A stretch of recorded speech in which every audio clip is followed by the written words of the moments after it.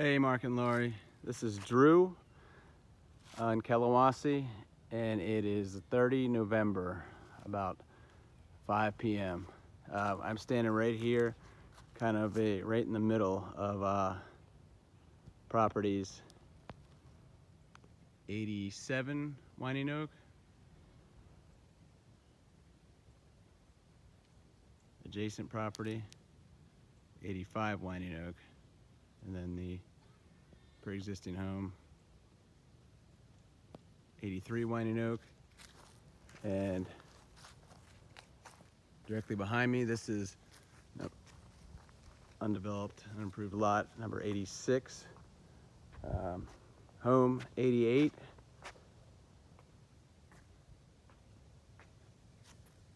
and that's number 84 right there. So this is just one undeveloped lot here, and that's home number 89, Winding Oak. So I've just kind of walked all these properties, the entire perimeters, and roughly have it marked out as per the plats. I'm right here kind of standing where this tree standing right in front of me is, at the property line. As you see that stick right there, it's kind of hard to see, but that stick right there is kind of where one starts and the other ends. But panning down here to the other end of it, and this property is a little bit larger on the front end, and then vice versa on the back, where the other property 85 is a little bit larger on the back side with the golf course. Then I had over here with this mailbox for number 89. Here's the marker right here, the stick I put in the ground, and you can kind of see the here's some of the flags and the property marker. Looks like, and then the electric box is kind of right here too.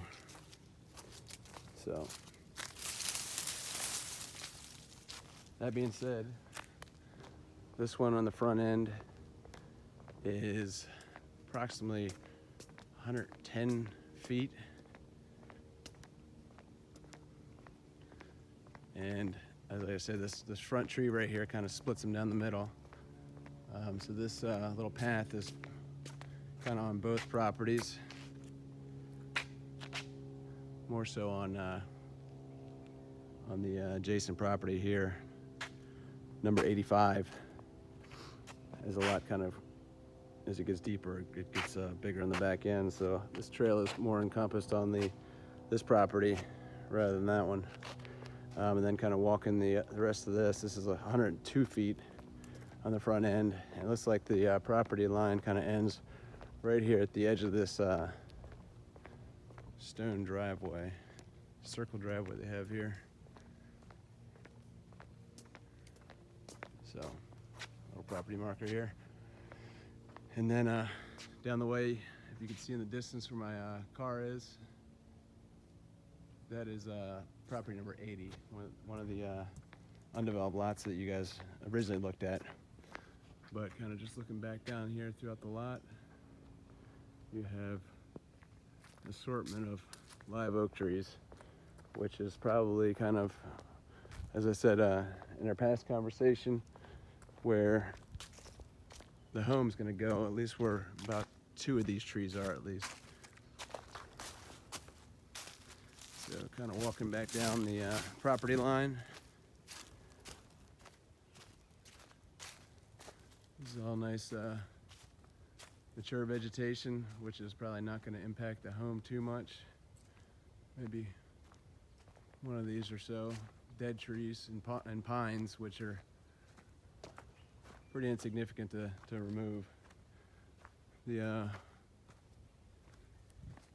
biggest sticking point probably from my eyes may be kind of right here, this big oak right here. And then you got a bunch of pines here, and the remainder of these, maybe this this forked out one kind of right here, this old live oak could be a problem as well. But 2 that would probably have to be removed, and something else planted in its place. But other than that, you have 1, 2, 3, 4, 5.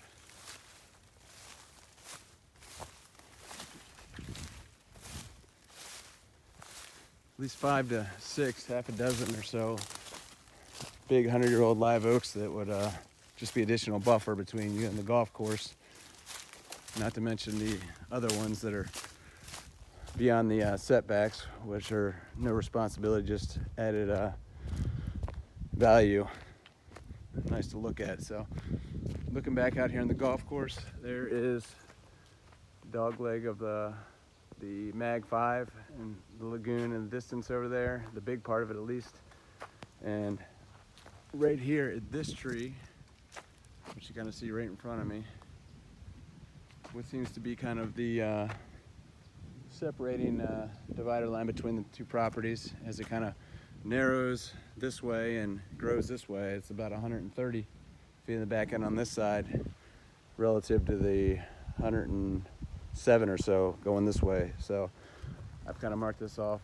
This tree right here again is the midway point, kind of walking this way, and these are the setback lines. So the property line is actually a little bit farther back up into the actual home site, but I believe these are kind of put in the actual property markers, because when I walked it off, this is got this little stick right here I put up right next to the stake where I walked it off to be right around the 107-foot mark. So there you can see the 89 Winding Oak, the adjacent home, which kind of looks, as the setbacks say, kind of would indicate, probably about 20 or 30 feet off of that property line setback on their property. And then just to kind of put it all in perspective, you've got a tee box right here on the very edge of this property, on the outside portion of it.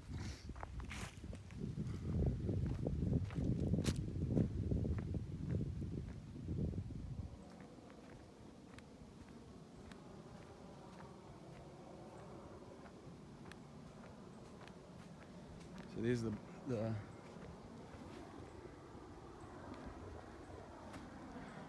red ladies tees up here, and then so the green tees. So you got the lagoon. And the lagoon kind of goes all the way back to right at the beginning of the other property in a smaller fashion. And then looking across, that's the backside of Osprey Circle. These homes you see across the lagoon. You got some live oaks. And kind of going back down to the midway point, which again is this tree, and I counted it off to be at about 130 feet this way. So it goes a ways in this direction. And the other tee box is way back this way, kind of behind this adjacent home, prior to this property starts. But I marked it off when I walked it to be about 130 feet right here at this white stake, which that's 83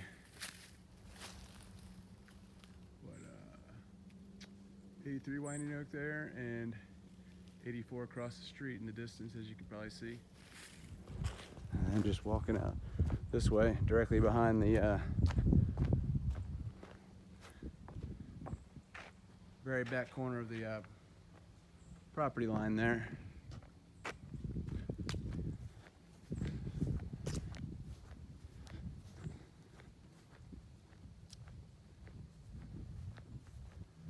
And the white tees here, and then the blue tees back here.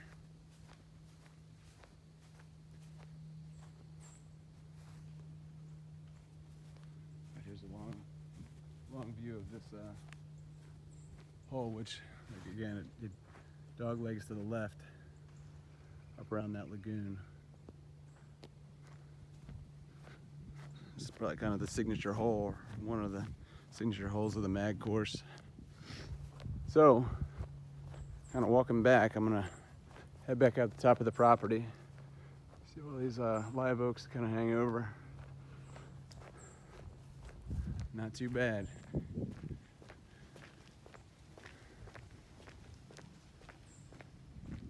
Here's the backside of 85 Winding Oak.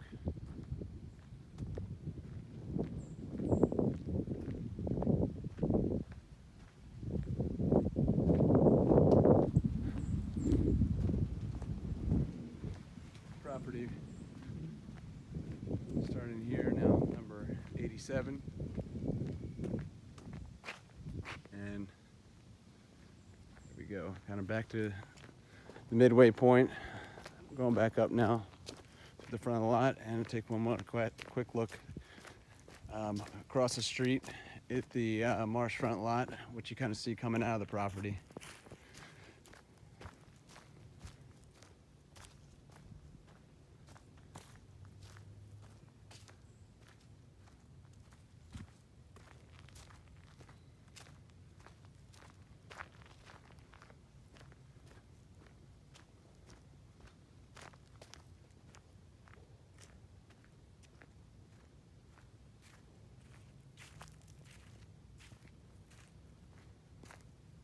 Got an excellent assortment of mature oak trees, for sure. Again, here's the homestead across the street from us. And you got marsh just beyond, about 100 yards back, or 100 feet back. And we're starting to kind of see the sunset here at this point. Westerly facing that way.